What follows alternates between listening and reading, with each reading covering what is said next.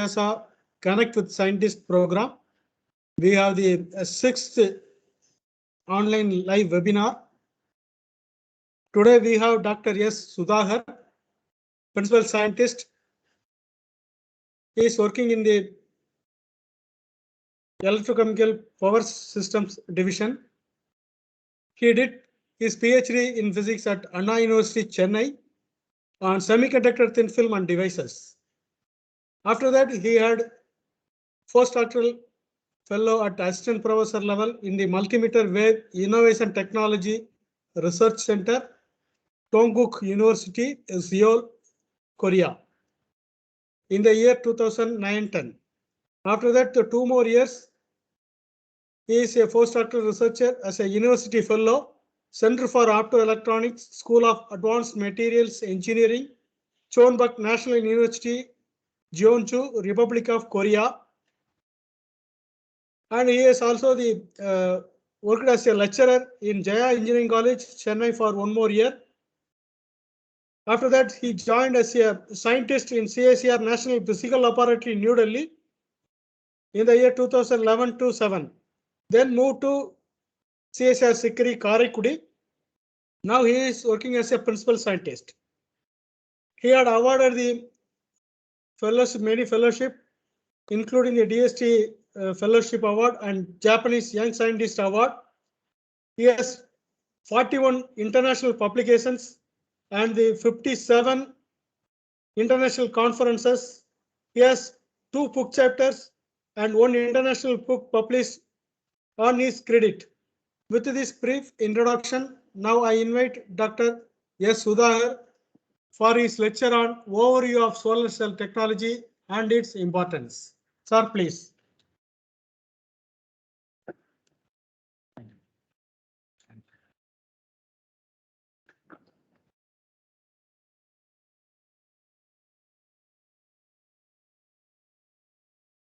Thank you, Dr. Rangapan sir, for nice introduction. Dear students, respected teachers, my dear colleagues and friends. Good afternoon, sir. Yeah, very good afternoon. Good afternoon, sir. Yeah. Good afternoon, sir. Well, Good afternoon, sir.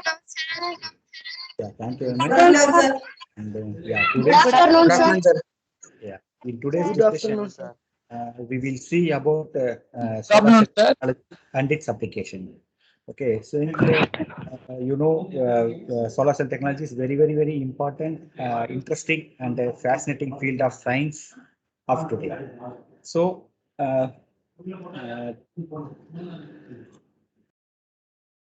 yeah, this is the brief outline of my presentation. Okay, first we will see a brief introduction about what is solar cells and what is the working principle of solar cell, how it looks, the device structure, and various technologies, how solar cells are prepared. I will explain more clearly about fabrication of thin film solar cells. Okay, and finally we can conclude with a summary and the conclusion. I hope many of us have seen solar cells, right? In many places, like nowadays solar cells are installed in many places like temples, even in schools, along the roadsides, and in like a road of hilly stations, etc. Solar cells are available many of the places, and we have seen, right? But the idea of today's presentation is, okay, I want to make you understand very easily and simply the basic concepts of solar cells. Okay, so very easily we can able to understand what is solar cells, how it works, and what are the different technologies currently available in market today. That is the overall idea of my presentation today. Okay, so let us move into a topic. Here today we are living in a world of modern technology, right? We have with us in our home all sort of advanced technologically advanced devices to make our life very simpler and easier. Like we have a mixer, grinder, laptop. Nowadays we are having LED TVs, right? So many technologies and modern devices are available with us to make our life very easy and simpler. Okay, but you see, sometimes you think if there is no power, if there is no power for 1 or 2 days, what will happen? Okay, that is insufficient power supply. Okay, if there is insufficient power supply, it is highly difficult for us to think that whether how we can lead our life like every day, like we are living with a mobile phone, laptops, and so many things. But still, in so many places, we are having like a lot of power cuts, right? The power cuts are due to insufficient power supply. So even though we are having lot of so many these equipments and devices, but power is very much essential, right? Okay, and why there is a lot of demand in energy? One of the reason is growth of population, right? In India, if you see, the growth of population is very, very exponential way, right? I have shown here, you see, for the past 50 years, what about our population in India, right? In 1951, you see, it is like 161 million, and it keep on increasing. Now you know what is the population of our country right now. It is around 139 crore, right? 139 crore. So you see the graph, it is exponentially increasing, right? And you think about like after 10 years or in 2050, what will be the our population? Okay, and you see as population keep on increasing, the demand for energy keeps on increasing. I'm right. Since everyone is having our own laptop, mobile, and lot of electronic gadgets, everything should be like energized, right? Everything should need electricity. So as population keeps on grows, our energy demand also keeps on increasing. But if you see in nowadays, the energy is produced mainly by new means of like our nuclear reactors and thermal reactors, in which we are using coal, right? Coal as the main thing to create our energy or electricity. But but a lot of reports saying that in 2050, like another 30 to 40 years, the coal and other things which you are using for the production of electricity is getting depleted, right? The quantity which is available in our earth crust is getting slowly reducing. Okay, so it predicts that, okay, in another 20 to 30 years, the coal and other fossil fuels are depleted. So then, how we can meet out our energy demand? So what is the solution for this? Okay, the solution is renewable energy, right? The sun, the reliable source of energy, and the solar is the future. Let us see how solar cell will be helpful, and how we can prepare the solar cells and what are its application in the coming slides. So solar technology, if you consider solar technology, two types of solar technologies are available. One is solar thermal technology and other is photovoltaic technology. The second one, photovoltaic technology, simply they will call as a PV technology. That is, the solar cells are based on photovoltaic technologies. If you consider this, the first one, that solar thermal technology, in which what will happen? Okay, here the solar energy converts into thermal energy, that is heat. Okay, the solar energy is converted into heat, and that heat will be utilized for our purpose. Our purpose means that heat we can use as a thermal water heater or solar water heater, or that heat can be used for heating some space like that. So the first technology, solar thermal technology, is nothing but the solar energy is converted into thermal energy, that is heat energy. And that heat energy we are using for our application like solar water heater, etc. Whereas in case of photovoltaic technology, the solar cell, here you see that the photo generation of charge carriers, okay, in semiconductor material will happen. In coming slides, I will tell you here, if you see, like I mentioned, like photo generation, electron holes, and I am also saying that light absorbing semiconductor material like that. So in the coming slides, I will explain you what are these things. Okay, what is semiconductor material, how solar cell can be made using this semiconductor material. Everything I will come in next slides. Okay. So in the like previous slides, I shown here very simply. So what are the two technologies? Like here you see that solar heat collector. Okay, it is having solar heat collector. So the solar heat is directly converted into heat, which is used for heating the water, etc. Whereas in case of PV cells, the solar energy is converting to directly to electricity, and that electricity we are using for our domestic applications. Like we can run ceiling fans, tube lights, or even a TV, television, etc. So this is the main thing. And this slide shows how the solar thermal system looks. Okay, here you see the solar heat. It will there will be a solar absorbing material, the heat absorbing material. That heat, it will collect the heat. It will collect the heat from solar radiation, and that heat will be transmitted to the oil. Okay, or fluid. Okay, which is having high thermal expansion coefficient. So that heat is again transferred to some other boilers, condenser, etc., and that will be used to heat up our geyser. Okay. So whereas in a PV system, photovoltaic system or solar cell, you see a cell is a single one. Okay. Whereas the collection of cells, okay, if it is like more than it is having like 12, okay, 8 to 12 number of cells that we call as a module. Whereas so many modules will combine to form a array of cells. Okay, so here you can see that the sunlight is falling on a solar panel, and from the solar panel, electricity will be generated. That from solar panel, we could able to get DC voltage. Okay, it is not AC voltage. Whatever we are using in our home, it is like alternating current, AC voltage. But from the solar panel, we could able to get DC voltage. That DC voltage will be fed into the battery and inverter.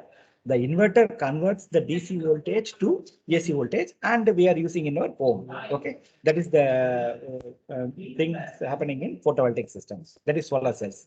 Now we can see what is solar cell. Okay, you see, solar cell is nothing but a device which are converting solar energy directly to electrical energy. Okay, solar cells are working based on the principle of photovoltaic effect. What is photovoltaic effect? Photovoltaic effect is nothing but generation of voltage and electric current in any material. Okay, photovoltaic effect is nothing but the generation of voltage and electric current in any material upon exposure to light. Whenever there is a light is exposed to any material, there will be a generation of voltage and electric current. That effect we called as a photovoltaic effect. So solar cells are working on the basis or principle of photovoltaic effect. Okay, and most of the electronic devices which we are using in our daily life are made up of semiconductor materials. Okay, not only solar cells, any device you can take. For example, light emitting diodes, the LEDs we are saying, no, LEDs, solar cells, and even ICs, and any device, detectors, sensors, any device which are all, most of the device, not any, most of the devices are made up of semiconducting materials. Okay. This the down shows that a symbolic represent how we can symbolically represent solar cell means you see here. Okay, this is the symbol which represent solar cell. Okay, so as I mentioned that many of the electronic devices are made up of semiconductor materials. Okay, next in the coming slides I will tell you what are semiconductor materials and what are the type of semiconductor materials available. Okay, so considering various applications, today solar cells are widely used in many applications. Like nowadays we are using solar cells in toys, watches, calculators, and remote lighting systems, even some of the cars and rickshaw. Okay, some of the cars and rickshaws are operating using solar panels, and remote irrigation purpose. Okay, for water pumping, remote irrigation purpose. So there are very wide and wide variety of applications are there for solar cells. Okay. Coming to the photovoltaic solar cell technology, there are mainly three types of solar cell technologies available. Okay, one is mainly based on crystalline silicon or polycrystalline silicon material. Okay, and that they call as a crystalline silicon solar cell. Okay, broadly they will call as crystalline silicon solar cells, and other form of solar cell they call as thin film solar cells. In which there are different types of materials available to form thin film solar cells, mainly like amorphous silicon solar cells and cadmium telluride material, and simply they will call as a CIGS, copper indium gallium disilluminate solar cell. So these are some of the types of solar cells which comes under the category of thin film solar cells. Okay, whereas now the emerging photovoltaic technologies are organic solar cells, dye sensor solar cells, and some solar cells are based on quantum dots and nanostructures. When we are saying about here, I said that like a crystalline material, amorphous, and like polycrystalline, like that, right? So we all know that materials are broadly classified into two types, like crystalline and amorphous, right? So in crystalline material, it is nothing but the atoms are arranged in a regular periodic fashion, like that as I shown here, like crystalline material. Okay. Whereas in amorphous material, the atoms are not arranged in regular periodic fashion. It is like randomly arranged. You see, there is no regular periodic arrangement. It is randomly arranged. Whereas in crystalline material, the atoms are arranged in a regularly periodic fashion. What is the main difference between crystalline and polycrystalline material means? In crystalline material, there will be no grain boundaries. You see here, there is no grain boundaries present. Okay. Whereas in polycrystalline material, grain boundaries are present. Polycrystalline materials are made up of many number of small regions of crystalline material. Okay. So that is the classification of amorphous, crystalline, and polycrystalline. This is how it will look like. As I mentioned earlier, many of the devices are made up of semiconductor materials. Let us see what are semiconductor materials. Okay, so as I already mentioned, like here electronics, computers, like consumer electronics, like TV, radio, entertainment, medical electronics, everything mostly based on semiconductor materials, and optoelectronic devices also, like light emitting diodes, lasers, solar cells, photodetectors. So why people are using semiconductors for device application?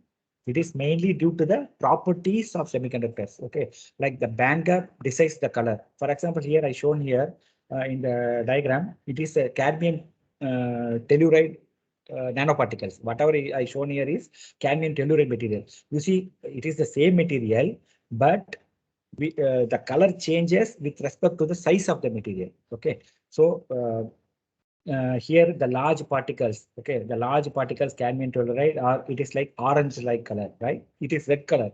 Whereas the particle size, if the particle sizes reduces, then the color becomes like reddish brown. Okay, so like that, the size of the semiconductor decides the color also. Okay, and when we are in semiconductors, we can classify semiconductors into two types, like intrinsic and extrinsic type semiconductors. What is intrinsic mean? It is a pure form of semiconductor. The semiconductors which are not having any type of impurities present in the material, that we call as a intrinsic type semiconductor. Simply they call as I type. Okay, I type semiconductor. Whereas the extrinsic type semiconductor means it is having some impurities. If we add some impurities form of semiconductor, that we call as a eccentric type semiconductor, that are classified into two types, like N type and P type semiconductor. Okay. So why we are using semiconductor? Okay, since the semiconductor material, the conductivity of the semiconductor lies.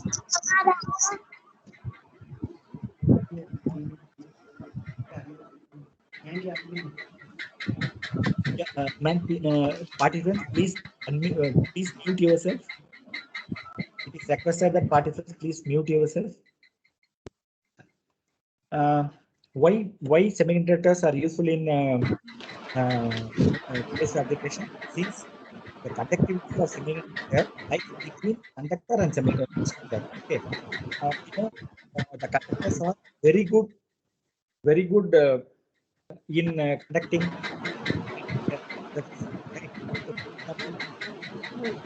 Sir, I can't hear your voice. Hello. It is requested the participants please mute yourself. Yeah, madam. Please mute, madam.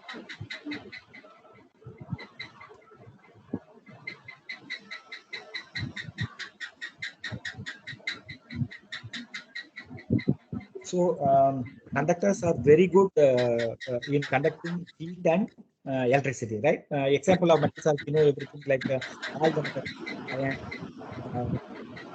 gold, silver, platinum, everything is conductors. Whereas insulators are poor conductors. Or we can say it is bad conductor. Insulators are, it cannot able to conduct heat as well as electricity. The example of insulator we can say as sand. Okay. As I mentioned, semiconductors, it is the conductivity of the material is between conductors and insulators that we call as a semiconductor.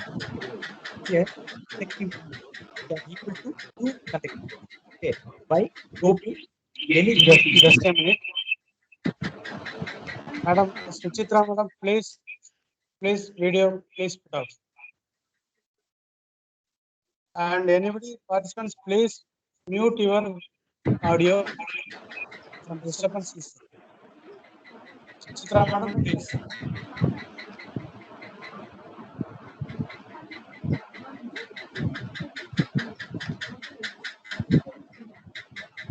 So if you see, this is the periodic table in which the group 3 elements, okay, like boron, aluminum, gallium, indium, titanium, these are grouped elements, whereas you see the group 4 elements like carbon, silicon, germanium, these that we call as elemental semiconductors. For example, silicon, germanium, tin, lead, these are all like elemental semiconductors. Whereas the functional semiconductors is group 3 and group 5. You combine these group 3 elements and group 5 elements, you will be able to make group 5 material. For example, here I can say like a gallium is in the group 3 material using the gallium and arsenic that will combine together to form a gallium arsenic.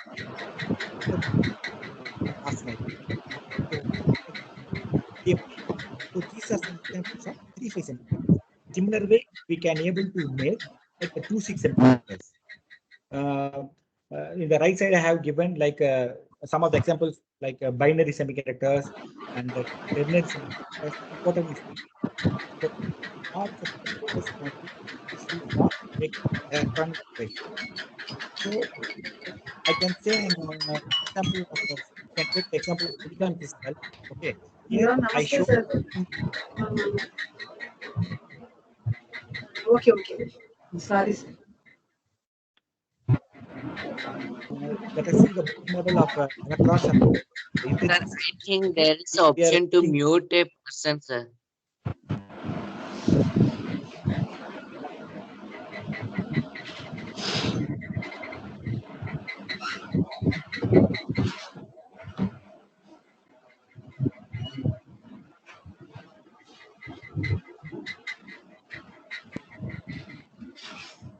We can see the bond model of electrons and holes in the pure form of silicon semiconductor, like intrinsic silicon. Okay, we all know already. I told silicon is the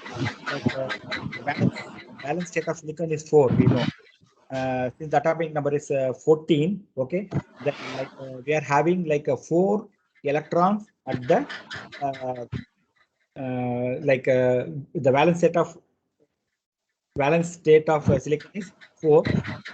Here you can see the silicon crystal in a 2-dimensional representation. Okay, like here each silicon atom is surrounded by 4 neighbor atoms. Okay, whereas when any electron, okay, you see here when any electron breaks from the from here, it will become a conduction electron. Okay, and also a hole is created like that. Whenever the electron is moved out from this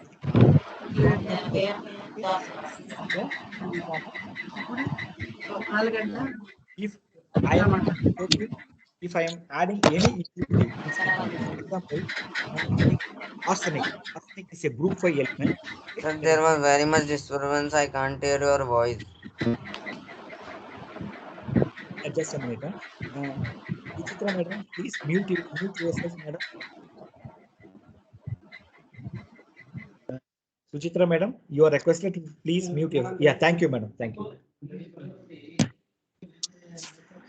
Yeah, already we see the bond model for pure silicon. Okay, whereas here in this, I want to show you how we could able to type silicon or p-type silicon. Okay, so you see here when an arsenic atom, okay, it is a group 5 element. The arsenic atom, it is a group 5 element. When it is introduced in the pure silicon, okay, so what will happen? You see here, it replaces the silicon here. Okay, I already mentioned that silicon is having 4 valence state, but arsenic is 5. Okay, there is a excess 1 charge carrier. Whenever arsenic is added in the crystalline lattice, crystalline silicon lattice, the arsenic will replace one silicon atom, and you can see here, since there is one excess electron, that will form, okay, that will form the conduction electron. Okay, so here one excess electron is created. Okay, in the case of n-type silicon, here we can call these type of semiconductors we call as a n-type semiconductor. Here I show an example for silicon, so it is a n-type silicon. Whereas you see how p-type silicon is created. P-type silicon can be created by the addition of boron, okay, boron atom or group 3 element. Okay, boron is a group 3 element. Group 3 element means what? Okay, it is having only 3 electrons in the valence state. Okay. Group 3 element is nothing but it is having 3 electrons in the valence state. Okay, now I am introducing a dopant. Okay, I am introducing an impurity, that is the boron atom, in the crystal lattice of silicon. So now the boron replaces the silicon here. Now what will happen? You see here, if there is silicon atom here, there are only 4 atoms here, but now it is a boron atom, it is only 3. So there is one electron is low here. Okay, whereas in this case, arsenic, left hand side diagram, the arsenic case, we are having one excess electron. That's why we are having these type of semiconductors called as n-type silicon, in which the electrons are the majority carriers, whereas the p-type silicon, p-type semiconductors or p-type silicon, holes are the majority carriers. Why means here there is less number of electrons. The holes are created here. Okay, so these type of semiconductors we call as a p-type semiconductor. Here I shown the example of silicon. Okay, p-type silicon and a-type silicon. So here we could able to see that n-type silicon is also called as a donor atoms, whereas here like p-type silicon, that we call as a acceptor atoms. Okay, so the donors and acceptors here are known as dopants. This is the simple energy band diagram of a semiconductor. Okay, if you take a semiconductor, that valence band is shown down and that a conduction band is here upside. The gap between, okay, the gap between the conduction band and valence band, that we call as a band gap. Okay, so this band gap of a material is which mainly decides the properties of any material. Okay, as I mentioned earlier, the band gap only decides the material is whether it is a conductor or insulator or semiconductor. Okay, if the band gap lies between like 1 to 3 electron volt, 1 to 3 or 4 electron volt, that type of material we call as a semiconductor materials. Whereas if the band gap of the material is more than 5 electron volt, that material we call as a insulator type material. Okay, whereas in case of metals, there will be no band gap. There is a overlap between valence band and conduction band. No band gap is present in case of metals or conductors.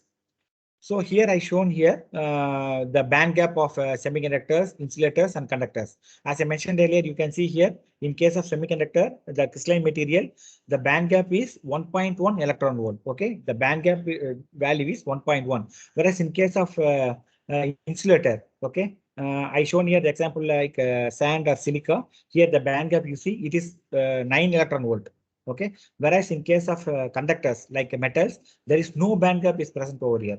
There will be a merging between like conduction band and valence band. Okay, so now we could able to know that what is semiconductor material and what are the 2 types of semiconductor material, like a p-type semiconductor and n-type semiconductor. Okay, so the solar cells are mainly based on the absorption phenomena. Okay, so this slide shows that the interaction between light and semiconductors. Okay, whenever an external light or photons falls in a material, okay, if the material absorbs that falling energy, okay, that absorption phenomena is mainly working in the case of photodetectors and solar cells.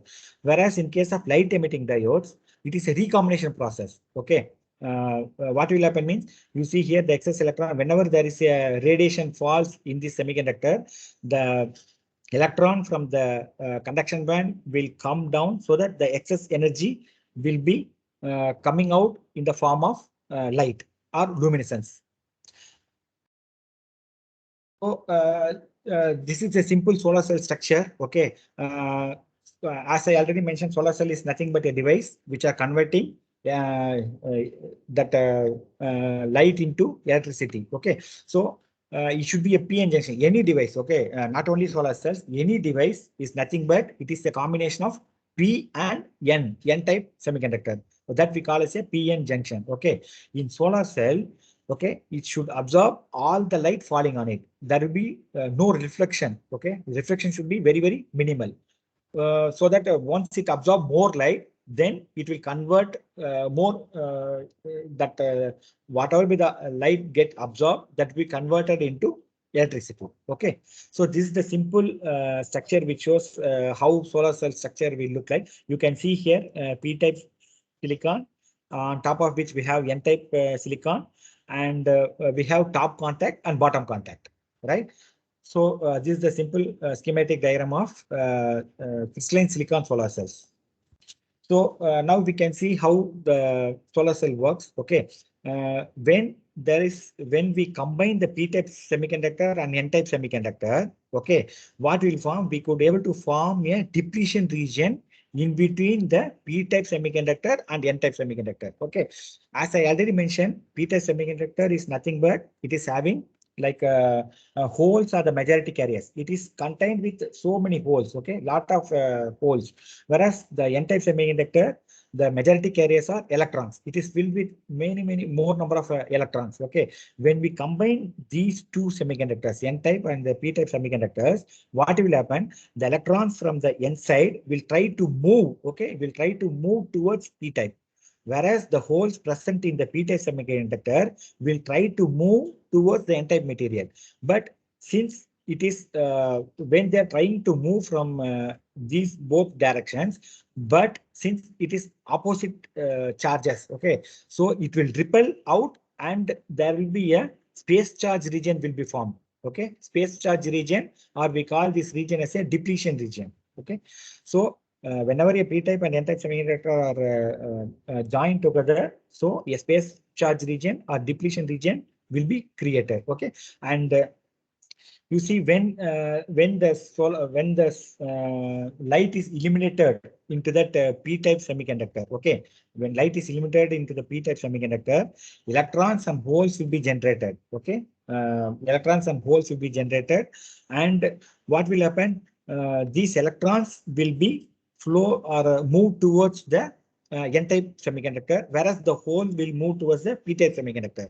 Okay, so whenever there is a light irradiation on the solar cell, electron and hole pair will be generated, and the electrons and holes will be moved respect to the with respective semiconductors. Okay, and in this way, you see, in this way, the arrow mark shows the direction of flow of electrons. That is the direction of electricity.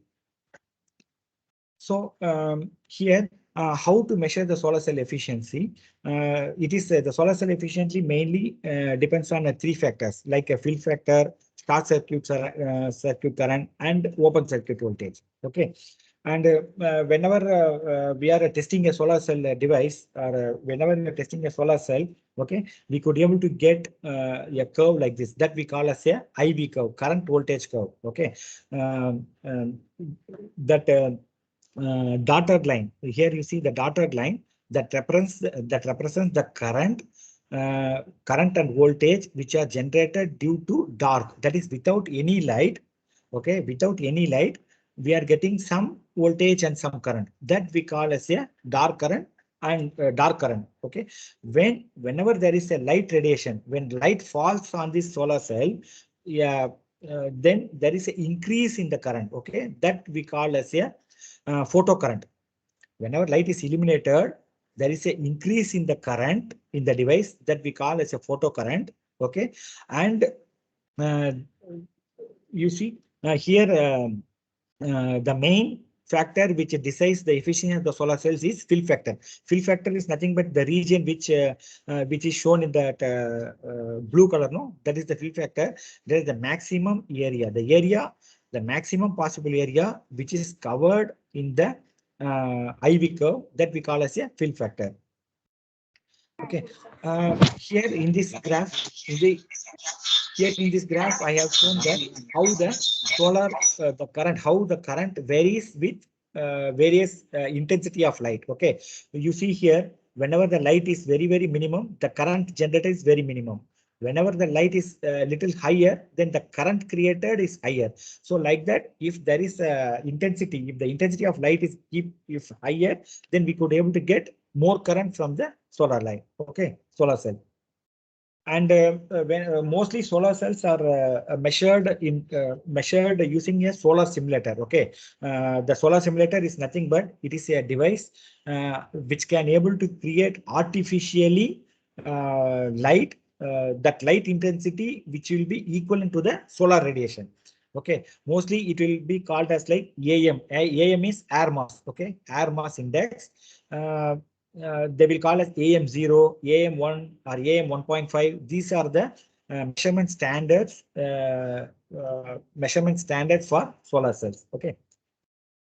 So it is nothing but AM 1.0 means they actually what is this AM 10 1.2 represent means it is actually that angle of sun. Okay, the angle of sun from the Earth's atmosphere at what angle the sun is. Okay, suppose if I'm saying AM0 means you see the sun is exactly at the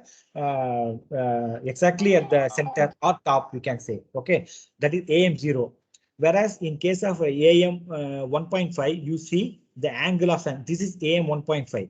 The angle is around 48 degree. Okay, 48 degree. So the sun is at 48 degree with respect to that zenith angle. Zenith angle is zero angle, or that it is like exactly at the top. Okay, so whereas AM2, whereas you see AM2 is nothing but the sun is it is like exactly during that evening time. Okay, the angle is around 60 degree. Okay, so whenever solar cell is tested, they will say like AM0 or AM 1.5 or AM2. In AM 1.5, the intensity of the light is almost like 1,000 watt per meter square. That is mostly similar to the solar radiation. Okay, whatever be the light we are getting from the solar cell, that amount of intensity will be created artificially in the solar simulator. Okay.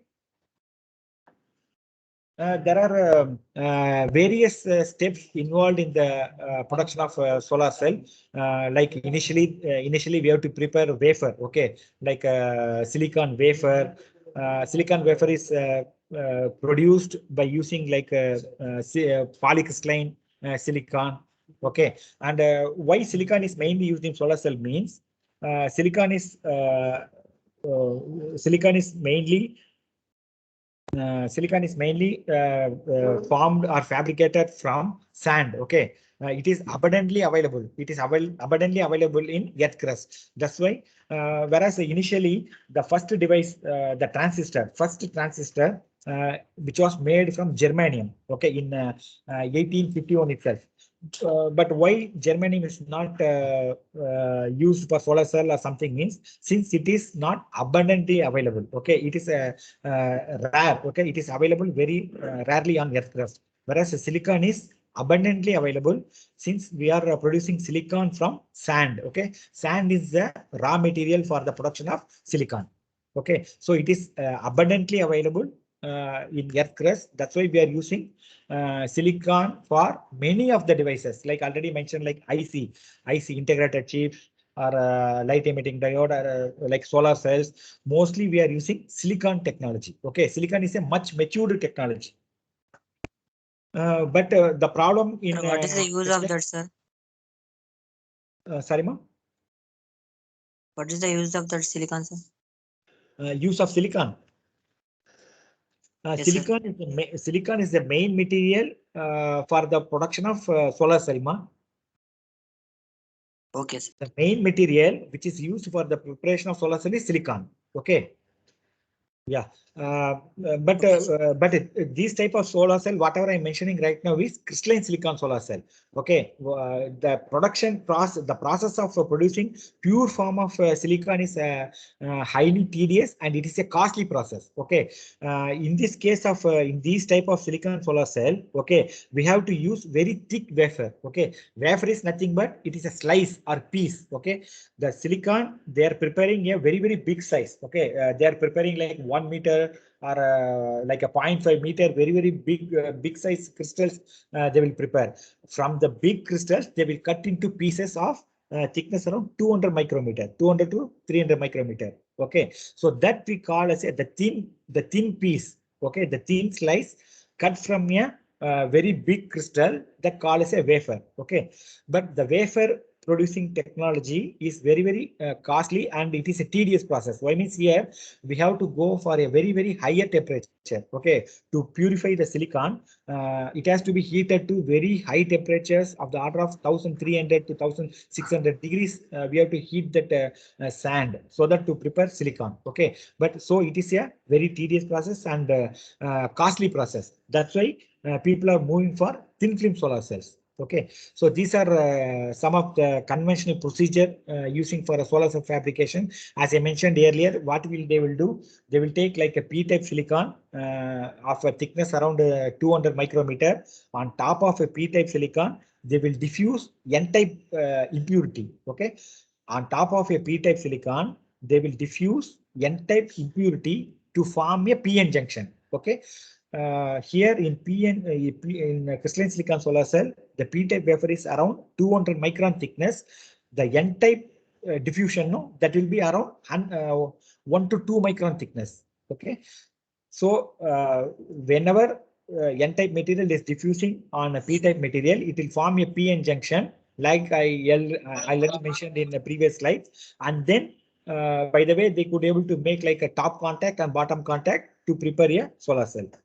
Whereas, as I mentioned, like the production of wafer and the pure form of a crystalline silicon is like a very costly process. Now people are moving for thin film technology. Okay, to reduce cost as well as to reduce the material usage. Here you see, in the case of a thin film silicon technology, the silicon is deposited on a base material on glass. Okay, we could able to prepare a solar cell by using glass substrate. Here we no need to use silicon wafer, but here we could able to prepare solar cell using glass substrate. Okay, that is the advantage of thin film silicon. As I mentioned earlier, in the pure silicon crystalline material, they could be able to use 200 to 300 micrometer layer. It is the cost is very high. Whereas in case of thin film silicon, we could able to use only less than 1 micrometer. So it is nearly 20 times the material is getting reduced. I already mentioned here why thin film solar cell. Okay, you see the thickness. This is the schematic diagram of crystalline silicon thin film, and this is the thin film silicon. Here you see we have to use 300 micrometer thickness, whereas in thin film silicon we could able to use only 1 to 2 micron only. So we could able to reduce the cost in a very great manner, like nearly 4 to 5 times we could able to reduce the cost of solar cell. There are various materials available for the preparation of thin film solar cells. The best one are currently available in market. Suppose if I'm going to purchase a solar cell in the market, that is mainly made up of crystalline silicon, and other type available is amorphous silicon. Okay. You see, amorphous material is mainly used for preparing silicon thin film solar cells. Why means this amorphous silicon is having very high optical absorption. Why here we need very high optical absorption means I already mentioned, whenever there is a light or whenever there is a light radiation, it could be able to absorb all the light whichever falling on the material. Okay, so the material should have very high optical absorption. Here in this case of amorphous silicon, it is having very high optical absorption, and also we could be able to prepare the solar cell in a very low temperature. Okay, that is we could be able to prepare the solar cell in less than 200 degrees centigrade. Okay, whereas I already mentioned for crystalline silicon solar cell, we have to go very high temperatures like 1600 degrees centigrade we have to use. But here the temperature is very low, and even here very large area deposition is possible. Large area means now the technology is available to prepare thin film solar cells in 10 meter by 10 meter size. Okay, you could able to imagine 10 meter how much size it is. So at one go, they could able to prepare a single solar cell of size 10 meter by 10 meter size is possible for the preparation of thin film solar cells. Okay, so these are some of the methods or key process parameters used for the preparation of thin film solar cells that I will tell you very easily in the coming slides. Okay, so why thin film solar cells means thin film solar cells can be able to prepare on top of flexible substrates. Okay, flexible substrate means it is like you see here that last diagram. Okay, this is a solar cell which is prepared on top of a flexible substrate. Okay, so that the solar cell can be folded also, even it can be folded, whereas crystalline silicon it is not possible. So there are, you see, this is the instrument roll to roll. It is called as a roll to roll deposition process. Okay, you see how big it is. Okay, they could able to prepare solar cells of the order of 10 meter by 10 meter size in one go. So that is the main advantages of thin film solar cells. I already mentioned what are the advantages of thin film solar cells over crystalline silicon solar cells. Here, these type of solar cells are very lightweight, and we could able to make roll to roll process that is very high throughput. Okay. You see, these are different applications of these thin film solar cells. Okay, you see, the solar cell is integrated in the cloth itself, our dress material itself, and even you see for military applications, like here, flexible solar backpack, and these vehicles like power cloth, and even here these small portable devices. So here, flexible solar cells are used for military applications as well as for backpack materials. And even the portable instruments like our LAN applications. Okay, this is small wireless transmission instrument, and self-charging batteries, and so many small gadgets are could be able to prepare, can be used using thin film solar cells. Okay, so these are some of the leading thin film solar cell technologies available currently in the market. Okay, I already mentioned like amorphous silicon technology, cadmium telluride technology, and CIGS, copper indium gallium diselenide technology. So these are the maximum recorded efficiency as of now. Okay, you see, in amorphous silicon, they could able to achieve like almost 11% efficiency, whereas in a cadmium telluride, we could able to. You have 2 minutes. That's it. Otherwise, it will get full. Sorry, sir? Ask 2 minutes. No, sir, in cadmium telluride thin film, we could able to achieve like a maximum 23% efficiency. Similarly, in CIGS thin film solar cells, we could able to achieve like 22% of efficiency. These are the highest recorded efficiency in terms of thin film solar cells. Okay, whereas in crystalline silicon, the highest recorded efficiency is about 28%. Okay, that is currently available in the market. Here I could able to show you how solar cells are prepared in laboratory. Okay, so the main equipment which are using for the preparation of a solar cell or thin film solar cell is plasma enhanced chemical vapor deposition. Okay, it is a chemical vapor deposition technique that we simply call as it is plasma enhanced chemical vapor deposition, PECVD. It is one type of equipment which is widely used for the deposition of amorphous silicon solar cells. Okay, why there are so many instruments available for the preparation of thin films? Why particularly here we are using plasma enhanced chemical vapor deposition, PECVD technique? This is due to capable of depositing very accurately and controlled thin film. Okay, and a large area deposition possible. As I already mentioned, you could able to prepare 1 meter to 10 meter size. Okay, that much area we could able to prepare a very large area. So that could be able to possible using plasma enhanced chemical vapor deposition technique. So that's why people are in a company or many industries are using PECVD technique for the preparation of amorphous silicon solar cells. Okay, so now here you could able to see the schematic diagram of silicon thin film solar cell. Here you see, as I already mentioned, we are using glass as the substrate. Okay, here we are not using silicon wafer. Okay, it is the glass material.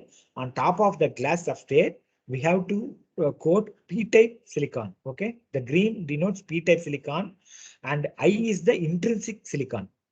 I-type silicon and N is the N-type silicon. Okay, so I already mentioned in the previous slides what is P-type silicon, N-type silicon, and what is I-type silicon, right? So here, what is the major difference here in thin film solar cell and crystalline solar cell is that here the formation of I-type silicon, whereas intrinsic silicon is here. Okay, whereas in case of crystalline silicon, there will be no I layer.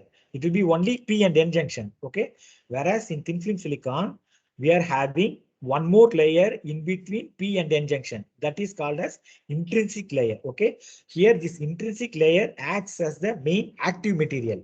Whenever the sunlight, okay, enters through this glass material, it will go and pass, it will reach the I layer. Okay, whenever light is falling here through the glass substrate, since glass is transparent, like glass is transparent, so light will pass through the P layer and then it will reach the intrinsic silicon. As I already mentioned, intrinsic silicon is the active material in which the electron hole pair will be generated.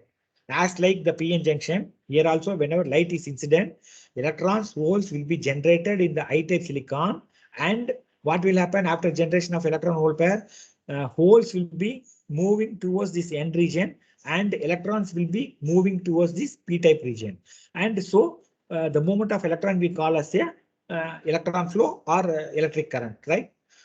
Here you see here the P-type here the P-type silicon, the thickness of P-type silicon is only 5 nanometer. Okay, whereas the I-type silicon will be around 100 nanometer.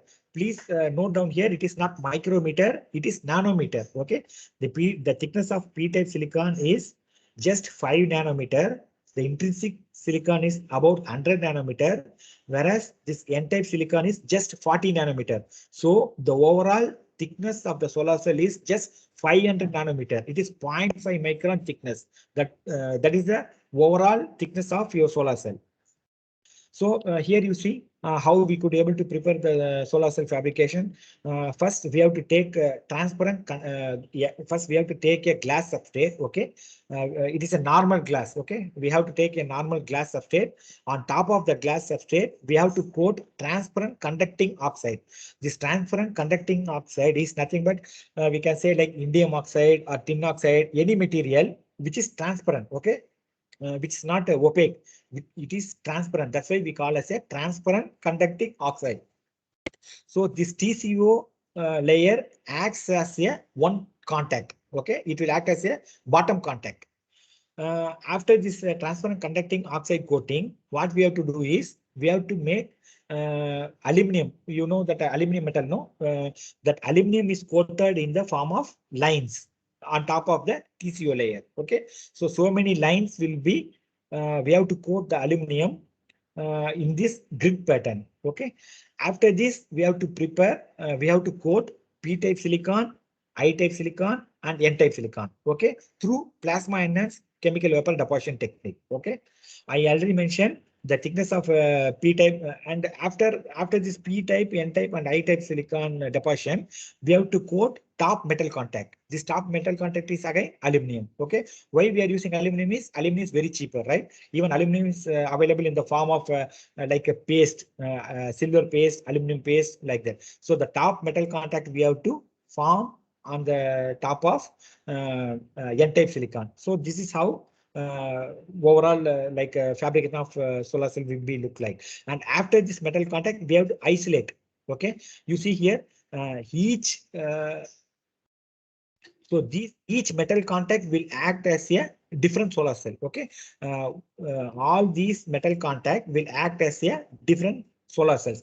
So we have to isolate each solar cell. Why we are isolating means, suppose if this solar cell is not working means, then what will happen? Whole solar cell will not work. That's why what we have to do, we have to isolate each of the device, and then we have to check all the solar cell is working or not. Once all the device is working, then we have to make interconnection. Okay, like you see 1 to 1 is joined here. So this type of interconnection we have to do. So already I mentioned, no, you see the p-type silicon is of the order of 6 nanometer, and I-type silicon is around 200 to 400 nanometer thickness. N-type silicon is 50 nanometer thickness.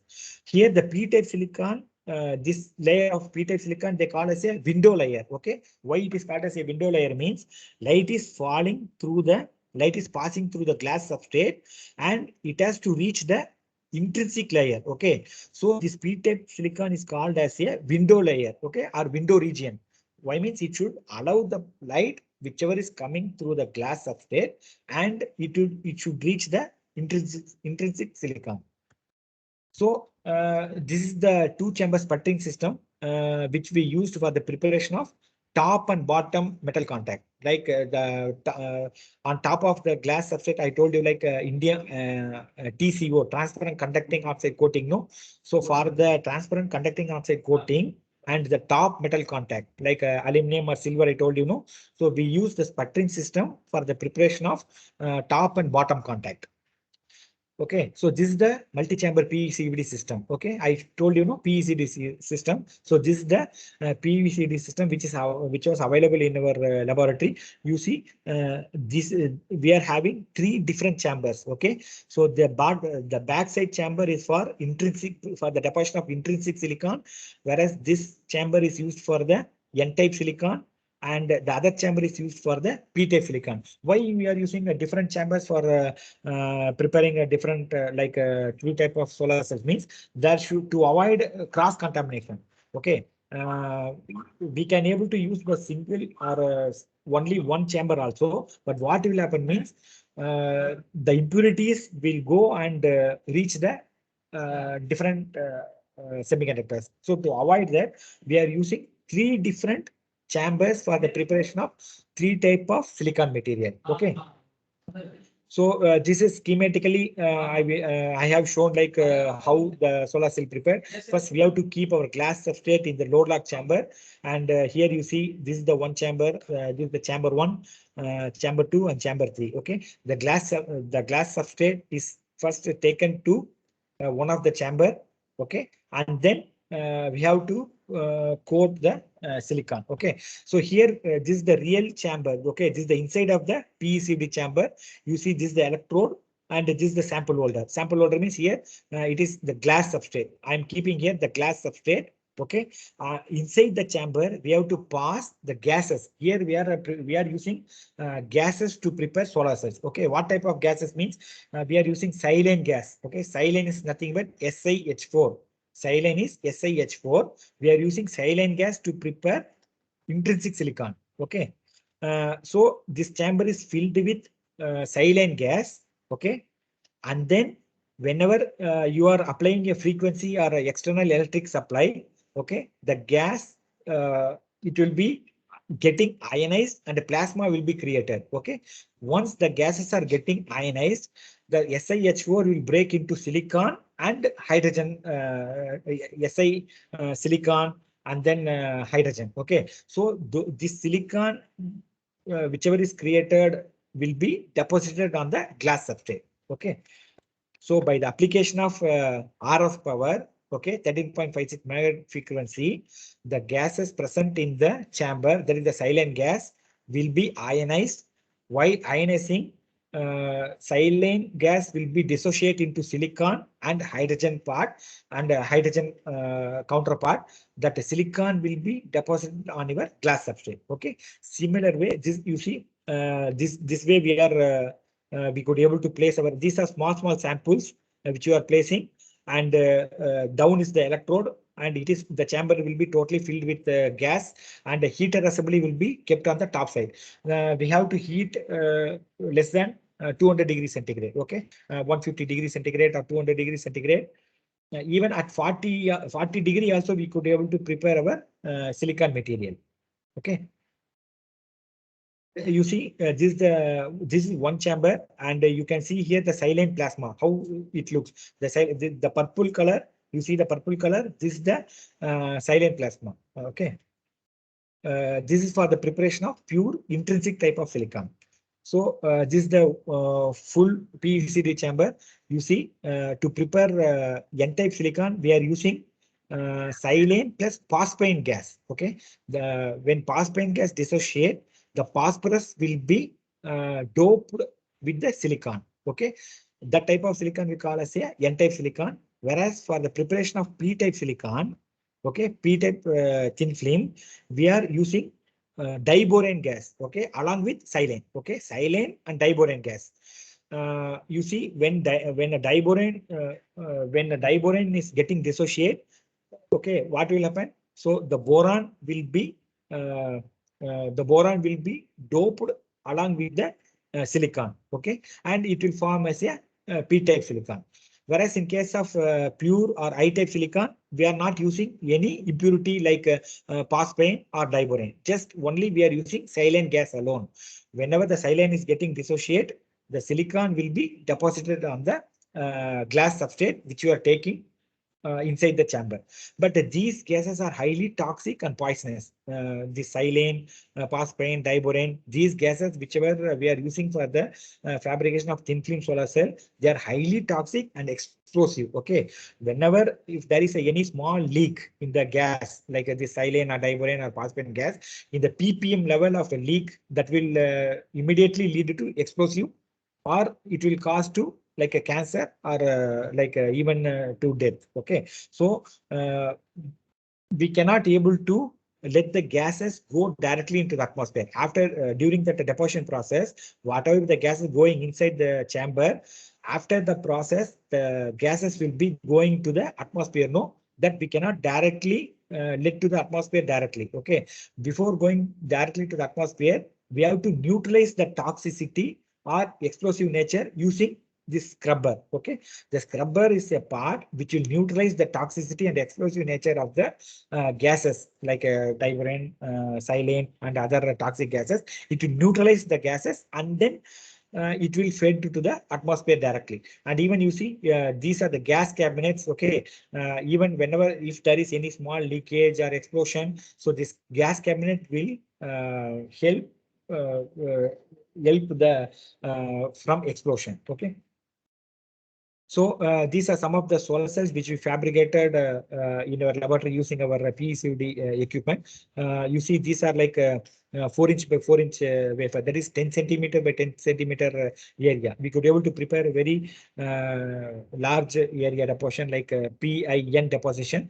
And these top white patches you see, you know, so each will act as a solar cell. Okay, why we are using a different type of solar cell here means, since it is a research laboratory, we could able to prepare solar cells in different sizes, and we could be able to check their efficiency and characteristics. Okay, here you see that IV curve.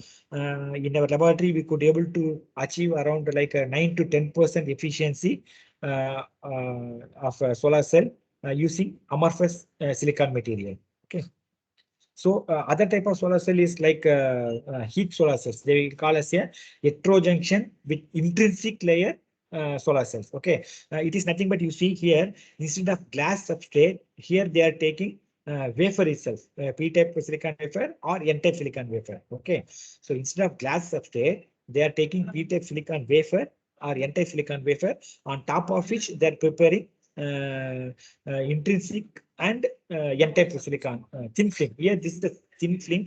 It is nothing but the combination of crystalline as well as thin film solar cell. Okay, that they call as a heat solar cell, heterojunction with intrinsic thin layer solar cell. It is a combination of crystalline and thin film solar cell. Okay, so why they are using this type of solar cell means the efficiency, the initial efficiency itself, we could be able to achieve very higher efficiency. It is a combination of both type silicon solar cell. No, so the efficiency we are getting in these type of solar cells is about 45% efficiency. Okay, which is the very highest efficiency available in these type of solar cells. Okay, and so in this in this lecture, we could able to see what are semiconductors and what are different types of semiconductors, and what is the definition of solar cell, and what is the principle of solar cell, how solar amorphous silicon solar cell is prepared in our laboratory, and how the device characteristic, that IV characteristic look. So we have seen in this presentation. And before I conclude, I can say that please wear a face mask correctly, okay, like this and not like this during this pandemic situation, and always try to frequently hand wash and keep social distance wherever you are, okay. So please stay safe and healthy, and thank you for your participation, and save energy for better future. Thank you. If there is any one or two doubts, I could be able to clarify. Thank you, Dr. Sudhar. It's a wonderful and thought-provoking talk for the younger generation. Already registered candidates, some of the questions are there. I will read out the questions and please try to answer those questions.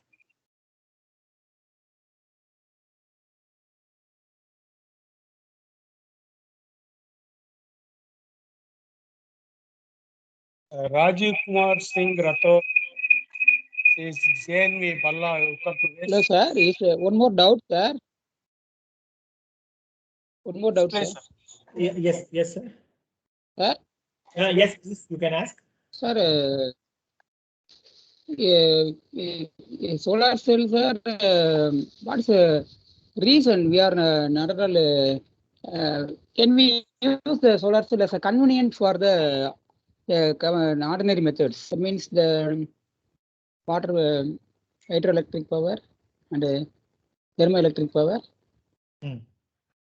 We are not at all like you are asking why not it is using right like that, huh? yes, sir. No, actually, as I mentioned, it is like right now we are It's a best substitute for that one, sir. It's a best substitute because it's not at all producing any environmental defect. yeah, that is It the means main not produce any pollution. yeah, that is the reason we are using solar cell as an alternative energy. It will not make any any body no greenhouse gas emission. So that's why we are going for solar cell technology. Now in many places, even like office building, no, that window of IT industries and everywhere. Now the windows are getting replaced by solar cells. Even in Chennai and Bangalore and so many IT companies, they have replaced their glass main, even a 12, it is a 12-story building. So it is totally replaced with solar panel. Okay, it will act as both like a window as well as like generation of electricity. So that they are using for like their regular use for like tube lights, fans, etc. So it is right now we are moving in the direction of using more and more solar cell conventionally. Is there any maintenance required for that one, sir? No. Actually, there is no maintenance required. Even there is very less maintenance required. Even once we are installed solar panel, okay, so nearly 15 to 20 years. The lifetime is like nearly 15 to 20 years. So it is like a one-time investment. During the first time, the cost will be little higher during installation. Okay. Once we install, we could be able to taste the benefit within 1 to 2 years. Okay, and the lifetime is like nearly 15 to 20 years. There is no maintenance, there is no requirement of maintenance itself. Is there any difference between the frequency difference in the solar cells and solar current and the convenient current? Is there any difference? Yes, definitely. Whatever right now we are using that electricity, there is alternating current, right? But in solar panels, would able to get a DC current. Okay, suppose the DC current should be fed to the battery or inverter, which will convert a DC current to alternating current, and we are using. But nowadays, the main part here, 50% is now. Suppose if you are going to purchase a solar panel, okay, and then along with solar panel you have to purchase like a battery and inverter. So 50% cost is for a battery and inverter, and 50% cost is for solar cell. Okay, so that's why now what is happening now, there is you can now be able to see like lights which are directly using a DC current. Even fans, ceiling fans are available. Lot of DC motor available in which no inverter or battery is required. You can able to connect the solar panel directly to that appliances, and we can able to use it. Even nowadays, the lights are available, one- fans, ceiling fans, motors. Sir, one more doubt, sir. Can we run the factory with the help of the solar current? Factory actually we could able to produce that much of power, but the thing is we need to have more area. Here the main problem why till now in our even our homes we are not using solar panel is it requires more area. Okay, that is a main problem here. So that's why people are making like a tree type. Okay, a branch type solar cell. Tree. If you just see the area requirement is very high in case of using solar cell. That's why till now we are not using in home, but it is even we can in our home. Suppose we are using like a 4 tube lights and a fan means it is very convenient or very good that we can able to go for a solar panel. But the initial investment is little higher. That's all. That's why people are not going for solar panel till now. But as the cost is getting reduced due to so many research developments and the efficiency of the solar cell getting improved, and so many factories are now and industries are preparing solar panels. That's why now the cost is getting reduced, and near future, like another 5 to 6 years, we could be able to see most of the houses we could be able to use solar panels. Thank you so much, sir. Nice understanding. Thank you, sir. Yeah, thank you. Thank you, Dr. Sudhar. It's a lengthy and worthful discussion for the questions. Now the question session we have moved to Rajiv Kumar Singh Rathod. He is asking what are the potential impacts of solar energy development on agriculture?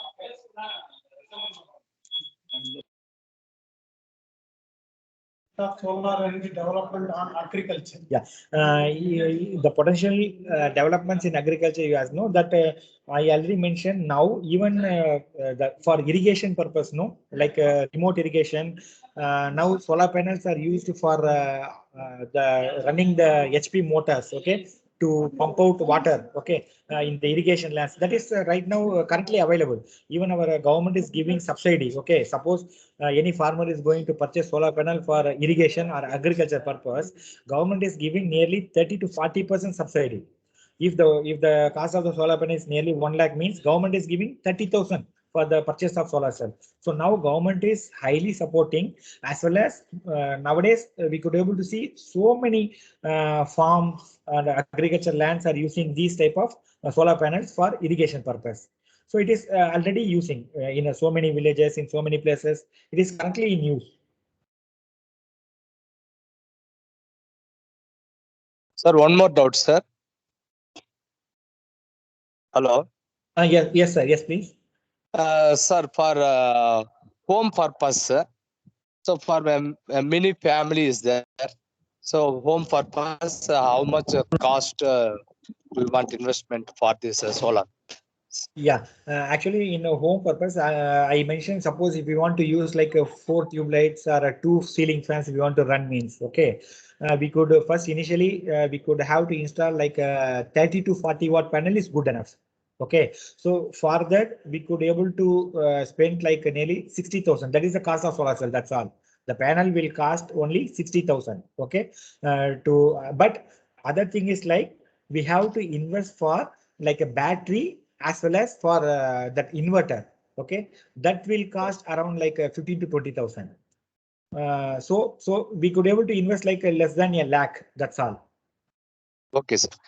Yeah. Sir, any maintenance in between some years that is after? not at all required actually. Not at all required. Even wherever you are procuring, where we are purchasing the solar panel, no, they themselves will do regularly like a 1 year once maintenance. Even I said that the solar panels on top of solar panels, you see it is only glass panel, right? Even the dust is occurring. Okay, whenever there is a rain, okay, so that dust will remove by automatically itself. Okay, sir. Okay, Thank you. so there is no need of any maintenance. Okay, it is very less maintenance. Even wherever we are procuring the solar cell, they themselves will come and maintain regularly, like annually. And it is like that is the main advantage or beauty of solar cells. There is no maintenance required at all. Only what we need is like space. Suppose we want to keep solar panel in a home means we have to put at the first floor or second floor, the top, no. At the top, we have to install the solar panels. That's enough. Okay, sir. Thank you. Thank you, sir. Sir, one question from my side. I'm RK Singh, Rajiv Kumar Singh, sir. Generally, so it is seen that the IV cast. Sir, just a minute, sir. Sir, just a minute, sir. Sir, we go for the question. Hello. There is a question from my side. Hello. I'm audible. Sir, just a minute, sir. We have one or two more questions. Then please you can. Asking these few questions. We complete. Necessarily you can ask. Just 2 to 3 minutes, sir. Then you can ask your questions, sir. Actually, some questions are from students. Just 1 or 2 questions we could answer for students. Then you can please, sir.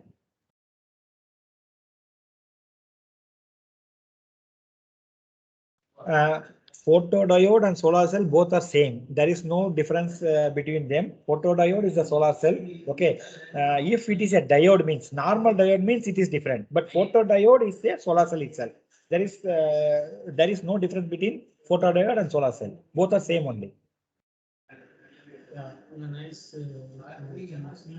It's a nice to be go for Ankita Verma, Governor Navodaya Vidyalaya Sitapur. She is asking what are the ways by which we can more use of solar energy technology. What are the ways? What are the ways means it is like More use of solar. more use of solar cell means, as I mentioned, no, now the initial investment is little higher. Okay, the initial cost we are procuring the solar cell, no, that is little higher. That's why people are not going. For example, I can say the electric current we are using in our home, no. So for 1 unit of consumption of current, just we are paying like 2 rupees or 3 rupees, right? That is the electricity bill I am saying. Okay, if you for 1 unit we are paying like 2 rupees or 3 rupees. If the consumption is more like more than 200 unit or 300 unit, then the slab will vary. Okay, but when we are procuring the solar cell, initially for the 1 to 2 years, if you see the amount we are paying for the consumption of electricity is around 10 rupees for 1 to 2 years, and then we could able to it will be like after 2 to 3 years or 3 years, like it is like we can say that it is free of cost only. Okay, since there is initial investment or initial procurement cost is higher, that's why still now we are not using in our day-to-day life. But even I already mentioned there are so many solar cell companies now for the past recent years, within last 1 or 2 years, so many solar cell companies have been developed in our country. So they are producing like solar panels, very large scale production. So whenever the production is very higher, then cost will go down. Okay. So whenever the cost is getting reduced, then we could able to easily afford. Okay, we could able to easily procure and use in our home. So the main way is we have to reduce the cost and increasing the efficiency. Now I told you earlier, the efficiency of solar cell right now, whatever available in the market is only 22% only. Okay, but we could able to increase it up to 35%. Still, there is a chance or scope for increasing the solar cell efficiency to nearly 10 to 15%. Once already a lot of research is going on to improve the efficiency. Similarly, there is a production also increased. So both will combine together, and definitely cost of solar panels will be reduced in the near future, so that we could able to procure and use for regular usage.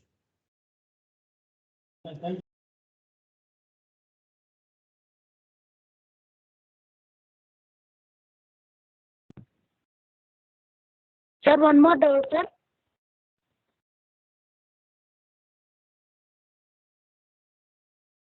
Sir? Yeah, just a minute, ma. One student has asked what is the difference between polymer solar cells and normal commercial solar cells, and what is the efficiency in polymer solar cells? Like the difference in polymer solar cells and crystalline solar cells, in case suppose the polymer solar cells are in the research level only. Okay, it is not available in the market right now.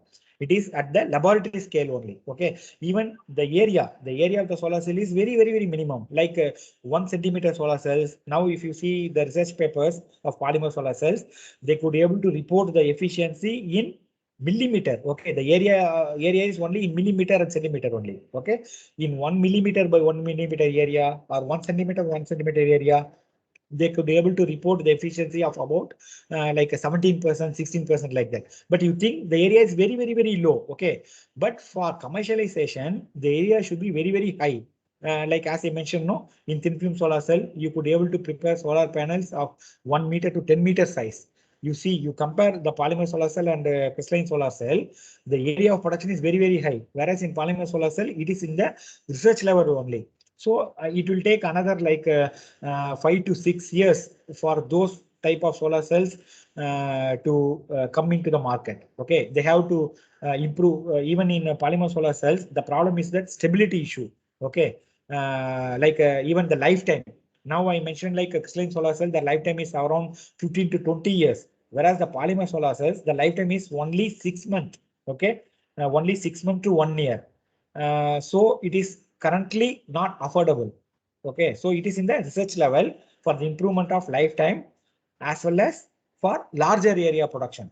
Once it has been achieved, then it will be available in the market. But it is a long way to go. As I told, the silicon solar cell technology is for nearly 60 to 70 years. We are using this technology, and it is a very mature technology. So in the similar way, it has to come means it is a long way to go. It is still in the infancy or research stage only. Sir, one more doubt, sir. Yeah, just a minute. Last one.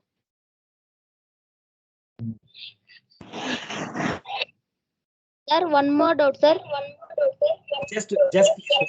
Just please wait. There is one more doubt from one student. I will answer that and then you please ask. Okay, just a minute.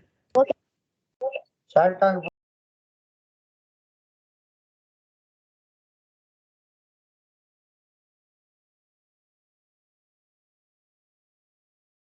Yeah, the impact of a snowfall, no, the impact of snowfall and solar cells. Definitely, what will happen means during that snowfall and even like a shade or evening time and all, the efficiency will decrease. Okay, in the night times and all, there will be no electricity will be generated using solar panel. Okay, so whenever there is a solar panel, there will be decrease in the efficiency, but it will generate electricity. Okay, but the efficiency is very much reduced in terms of like in a normal regular sunny days. Okay, the efficiency it shows about some 15% means whenever there is a evening time or snowfall time and all, the efficiency will be decreased to about 5 to 6% only. Okay, so the generation of electricity will be highly reduced.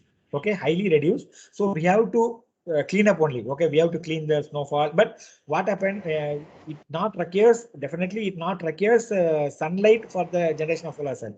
That light enough is good enough to prepare the generation of electricity. Okay, in case of crystalline solar cell,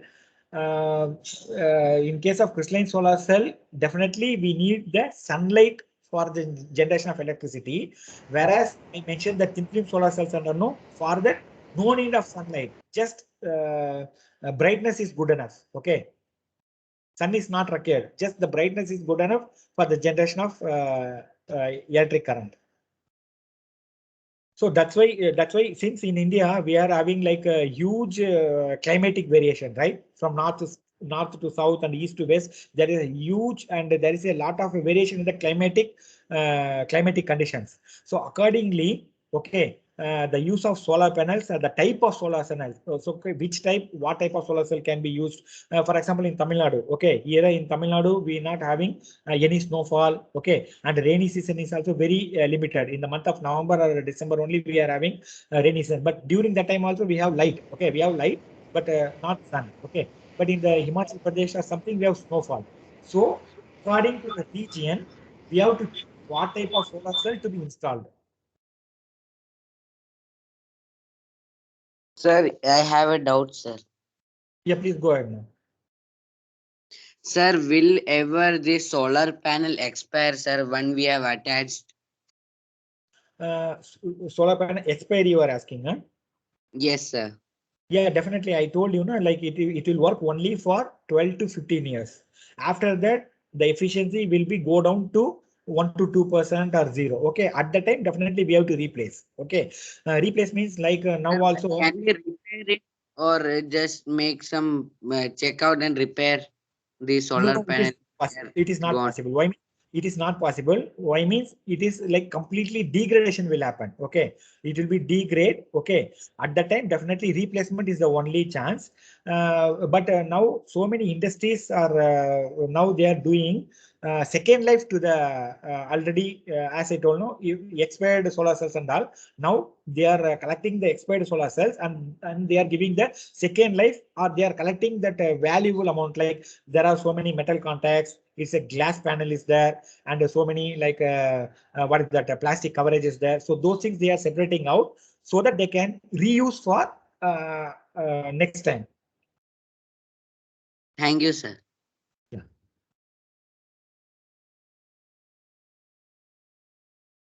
So if there is any other doubt, Sir, good evening, sir. yeah, please. Sir, I'm Sri Kala. As Government of India said that 2022, there 175 gigawatt renewable energy will be installed, but 100 gigawatt solar power they are allotted. Whether it is possible, what are the ways they will be using as government said? Can you explain, sir? In government side, you are asking, no, as I mentioned earlier, they are giving a lot of subsidies and they are encouraging the industries. Okay, they are encouraging the industries to start up their solar cell production. For example, here I mentioned already, like so many industries are there, like Maser Beer, Tata Solar, and this Adani Group, and so many solar cell industries are there. So they are giving like a subsidy for, even they are supporting a lot of startups also. Okay, they are giving encouragement to new startup companies to for the production of solar cells like that. So in that way, the government is helping the startups and other like industries for like encouraging the production of solar cells. So definitely it is achievable only. Sir, another doubt, sir. Sir, as you said that people are aversion of using solar cells because it is costly, because the material that already you said that crystalline silicon is very costly, so that they using that thin film technology. So that also one reason, or otherwise the cost is the main reason. What is Yeah, that? cost is the main reason. As I said, thin film solar cells are much cheaper than crystalline silicon. Thin film solar cells are much cheaper than crystalline solar cells. I mentioned, no, suppose a thin film solar cell panel for the home purpose, if it is cost 1,20,000 means the thin film solar cell cost will be like a 60 to 70,000 only. But here the major difference is the lifetime. Crystalline solar cell will last for 50 to 20 years, whereas these thin film solar cells will work for 10 to 12 years. There will be like a 4 to 6 years difference in the lifetime itself. Okay, sir. Next, another last doubt, sir. The solar waste, 12 to 15 years, as you said that after that, what they will be using, sir? Whether it is reuse or dump the waste? Because the estimate one I have read that 1.8 million. No, that's why I just answered last question itself. Like now, there are so many industries. They are collecting the solar panels which are used. Okay, which are used are expired solar cells, and they are making. They are separating, like they are collecting that valuable materials like metal contacts. As I told that aluminum contact is there. Okay, aluminum metal, and the glass, whatever the glass they are using for the coating of silicon material. So those glass and the plastic covers, no, everything they are separating out and they are reusing, so that e-waste can be reduced. But in case of a thin film solar cell, the wastage is very less only. Whereas in case of crystalline silicon, okay, they are collecting the crystalline wafer and again they are processing for the new solar panel preparation. Other waste or waste? That's it, sir. No, other waste means, other waste means which one? The reuse, except the reuse materials. Because I have read that 1.8 million tons in 2050, as the solar power is increased, 1.8 million tons was the wastage. So no, that's why recycling. That's why recycling or new life to the solar cell. Those industries are already there. Even if you see in e-Parikshara, one group is there in Bangalore, e-Parikshara, okay, like they are collecting e-waste. Okay, e-waste means I said that suppose my laptop is fully, the lifetime of the laptop is gone, my television is gone. Okay, so those are e-waste, right? So now there is a company called e-Parikshara. Just one example I'm giving, e-Parikshara. It is a Bangalore-based company.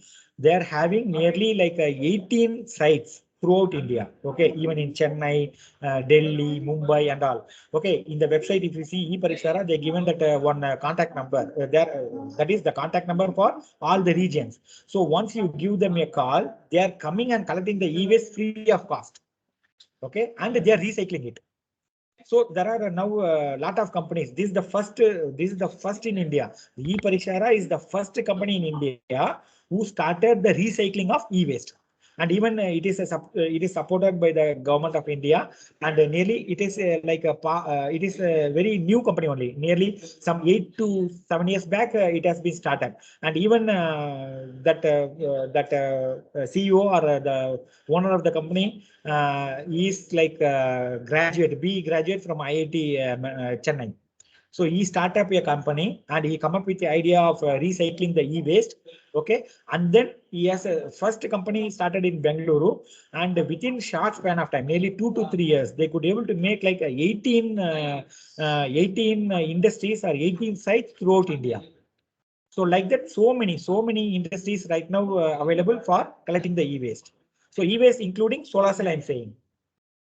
So already plan is there and people are working in that. Okay, sir. Thank you, sir. Yeah, thank you. Excuse me, sir. Myself Krishna, and I want to ask you a question. Sir, Yeah, please. I want to know if we have a two sources of electricity and we want to combine them both, and but don't using this series or parallel wiring. So is there any simple device by which we can combine the voltage of or current of both of them? No, it is available. It is available. Even as I mentioned earlier, no, either suppose if you are using solar panel directly without your inverter or a DC means you can connect your equipments. Okay. Whenever you are using, suppose if you want to give to the grid, okay, whenever you want to use the electricity generated from solar panel to the grid, there will be a switches available. Okay, like our FCB you are seeing, no, in our homes and all, like that device is available in which you could able to pair with our normal electricity grid. Suppose in case in my home I am using solar panel, I am generating electricity for my own application, for my home use. Okay, suppose if I am generating more electricity than my use, okay, what will happen means that excess generated electricity will be given to the electric grid. Okay, for that government will give you money. So how much electricity you are giving to the government or grid, that will be calculated in your meter, and that money will be given to you. That is possible. No, sir. I want to ask, can we combine the? If no, sir. I said that if we have a two sources of electricity which have a very minute current over them, and I want to combine them so that I can make a huge current by both of them.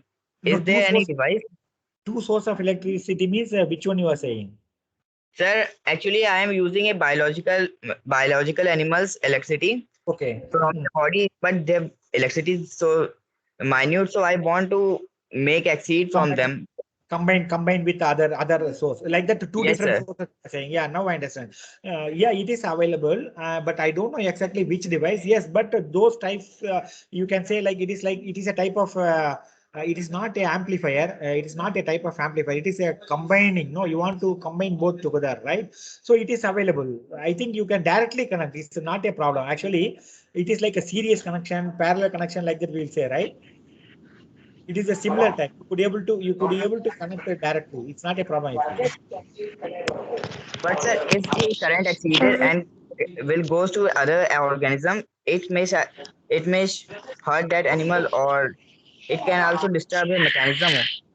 No. How it will hurt animals? I think I couldn't get you properly. Maybe I couldn't get your answer proper. Sorry, query properly. Sir, I am making an artificial organ which is being work on the human electricity, which is being generated by a neuron. So it is nearly about 300 millivolts. So I want to exceed it limit to up to 1 to 2 volts. So is there any possible way by which we No. can use?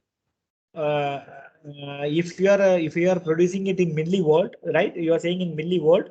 Is there Yes, any sir. way to amplify it? You are asking to increase it. Yes, sir. No, that I told, no, like a type of amplifiers. That is amplifiers, right? You could able to amplify like transformers, no? Like a transformers, we could able to like a step up transformer, step down transformer. Okay, you could able to increase. It's possible. It's a type of, it is a similar type of like a step up or step down transformer. Step down means you are reducing it. Step up means you are increasing. Okay, so it is available. Okay, sir. It is possible. So can you suggest any name of them by which I can use? No, right now I don't have idea, but I could able to help you. I think you have noted down my mail ID. You can able to write mail. I could able to reply you. Okay. Okay, sir. Thank you, sir. Yeah. Sir, one question from my Sir, I side. have a question about the quiz. Sir, Yeah, please go ahead. Sir, I have a quiz that from where we get the link of the quiz. For quiz, they are asking for quiz. It will come through WhatsApp group or Through teachers. WhatsApp or through your teacher, you will get it, ma. Don't worry. For the quiz, you will get the link through your teacher or a WhatsApp group itself. Yes, sir. okay, sir. Sir, One one more question doubt. from my side. Yes, please, sir. Sir, generally it is seen that the IV characteristics of solar cell is generally in fourth quadrant, and there are some technical terms used there, open circuit voltage or short circuit current. Can you explain them, sir? Thank you. Sorry, sir. Open circuit voltage and what your Sir, query, sir? generally it is seen that these IV characteristics of a solar cell generally lie in the fourth quadrant, and the terms mentioned there is open circuit voltage and short circuit current. Please explain them. Okay. Yeah, actually you are asking like the current in the fourth quadrant, right? Yes. Actually, sir, actually the solar cell, it is like we will get, there will be like we are getting some voltage and some current during dark also. That we call as a dark current. Okay. Whenever there is illumination of light, then there will be increase in the current that we call as a photocurrent. Since the current is generated due to the photons or whatever the light it get absorbed. So there's increase in current that we call as a photocurrent. Okay, and if you see in that IV, Sir, just a minute, ma, just a minute. And here we are getting why we are getting in that fourth quadrant means since the solar cells are working in the reverse bias condition. Okay, it is not in the forward bias condition during the dark current. Okay, that is without any illumination of light or without any light, the solar cell will act as a normal diode, that is like forward bias. Okay, the dark current is due to the forward bias condition, whereas when there is illumination of light, what will happen? The solar cell will act as a reverse bias. Okay, reverse bias means it is negative. Okay, so the current whatever you are getting is negative. That's why we are getting that increase in current in the fourth quadrant. I Got think it, sir. Thank you, sir. I had Got it. answered you, sir. Yeah. Oh, got it, sir. Thank you. Thank That you is very solar much. cell. That is solar cell is working in the during illumination of light. It will act as a reverse bias condition. It is working in on based on reverse bias condition, not Okay, sir. Got it. forward bias. Yeah. Got it. Thank you. Thank you very much. Yes, sir. Thank you. Thank you for participants. Please, we have at the end of this session, we have concluded. Feel free to ask any more questions to the already registered link, or you can direct to me angapan@csari.rest.in. I will get back to your questions. Okay, whatever it is. And we have the kindly unmute your video for screenshot, please.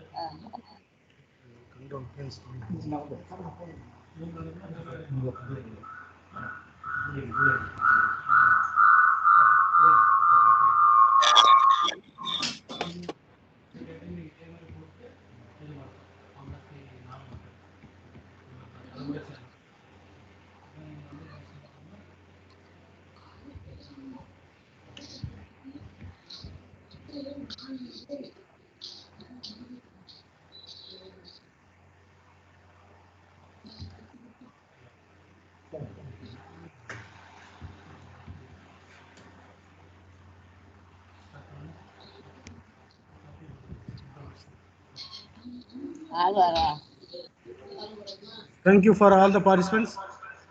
The next session will be on next 22nd Thursday at the same time 2 p.m. with the other subject. Okay. Thank you. Thank you, sir. Bye, sir. This was a nice meeting, sir. Thank you.